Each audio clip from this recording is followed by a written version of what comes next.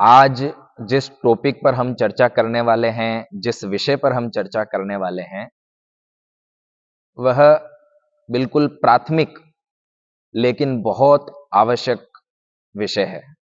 वो विषय ज़्यादा ज़रूरी इसलिए भी हो गया है क्योंकि कोविड-19 के बाद जो हार्ट अटैक के जो केस हैं, वो बहुत ज़्यादा बढ़ गए हैं।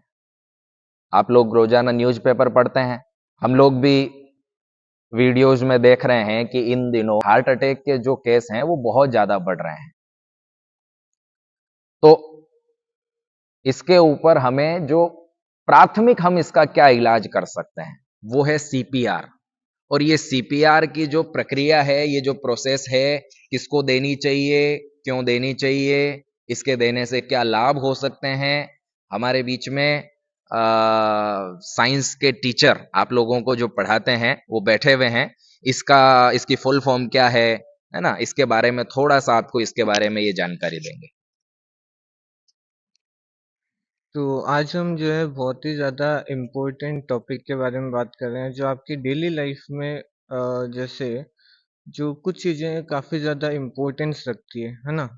उसमें से ही एक चीज़ है सीपीआर। जैसे सीपीआर का आप सबसे पहले अगर जानो तो फुल फॉर्म क्या होती है, तो कार्डियो पल्मोनरी रिससिटेशन, ठीक है? और ये जो एक प्रोसेस है ये उतनी ही कॉमन हो गई है जितना कि कार्डियक अरेस्ट। आप जानते हो कि अभी आप अगर न्यूज़पेपर उठाओ, ठीक है, तो डेली की अगर आप खबरें पढ़ो तो उसमें कार्डियक अरेस्ट की प्रॉब्लम्स एक कॉमन पीपल झेल रहा है, ठीक है। क्योंकि इसमें ऐसा होता है कि कार्डियक अरेस्ट ऐसा ज़रूरी नहीं है कि जो हार्ट प्रॉब्लम से जूझ रहा है उसी व्यक्ति को आएगा। कार्डियक अरेस्ट किसी को भी आता है, ठीक है? तो उसी हिसाब से जितना ये कॉमन हो गया है कार्डियक अरेस्ट, उतना ही कॉमन हो जाना चाहिए सीपीआर की प्रोसेस को जानने वाले व्यक्ति को, ठीक है? यानी सभी व्यक्तियों को इसकी जानकारी होनी चाहिए, है ना? तो इसीलिए ही हम इसकी जानकारी दे रहे हैं ना। हम लोग डॉक्टर तो नहीं है और डॉक्टर तक पहुंचने में भी हमें बहुत समय लग जाता है।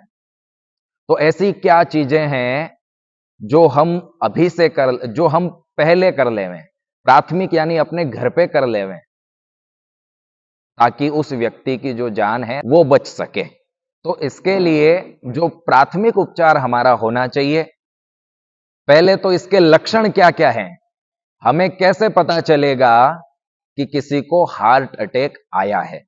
अब लक्षण में देखिए, हो सकता है कि उस व्यक्ति के बाईं तरफ लेफ्ट साइड में दर्द हो सकता है, उसके बाएं हाथ में यानी लेफ्ट हाथ में उसके दर्द हो सकता है। ये जो बैक साइड है, बैक है, पीठ है, पीछे में जो लेफ्ट साइड में पीठ है उसमें दर्द हो सकता है। घबराहट के साथ में पसीना आता है, लेफ्ट साइड में दर्द होता है, लेफ्ट हाथ में दर्द होता है, बैक साइड में दर्द हो सकता है। ये सारे उसके लक्षण होते हैं। ये जब चीजें होने लगे तो उस समय हमें ऐसा मानना चाहिए कि इस व्यक्ति को अटैक आया है। व्यक्ति को अटैक आता है तो सबसे पहले क्या करें? उस समय सबसे पहले आपके पास में फोन की सुविधा होती है आसपास में, तो सबसे पहले डॉक्टर को फोन लगाएं, एम्बुलेंस को फोन लगाएं और एम्बुलेंस को उस स्थान का पता बता करके वहां बुलाएं। अब जब तक एम्बुलेंस आएगी, हो सकता है उसे 15 मिनट लगे, 20 मिनट लगे या जितना भी समय लगे, उस समय में उस व्यक्ति के साथ में क्या करना है? हो सकता है कि वो कुर्सी पे बैठा हुआ हो सकता है वो कार में बैठा हुआ हो, या कहीं पे भी हो सकता है। सबसे पहले उस व्यक्ति को, आप में से कोई एक बच्चा उठ करके आ जाओ। किसी भी व्यक्ति को अटैक आया है, जैसे समझ लो कि जिस व्यक्ति को अटैक आया है उसे सबसे पहले क्या करना है? बिल्कुल एकदम समतल जगह है ना, उसे लेटा देना है, सुला देना है सीधा। वो इस प्रकार सीधा लेटा हुआ होगा। अब क्या उस व्यक्ति को अटैक के साथ में, जब अटैक आता है तो व्यक्ति थोड़े समय बाद में बेहोशी की अवस्था में पहुंच जाता है, बेहोश हो जाता है। तो सबसे पहले ये चेक करें कि क्या व्यक्ति की ये जो नर्व्स ये चल रही है कि नहीं।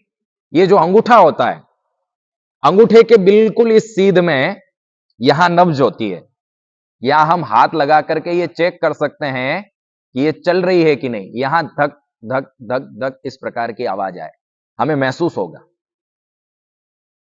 इसके साथ में ये गले का ये जो भाग है, यहां हम हाथ लगाएंगे तो यहां पे भी हमें नब्ज चलती हुई मिलेगी, ये चेक कर सकते हैं।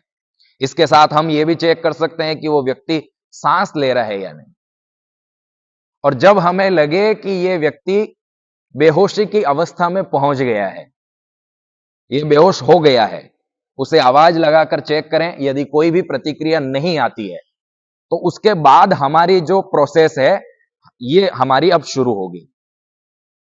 इस प्रोसेस में करना यह है कि ये व्यक्ति का हार्ट है।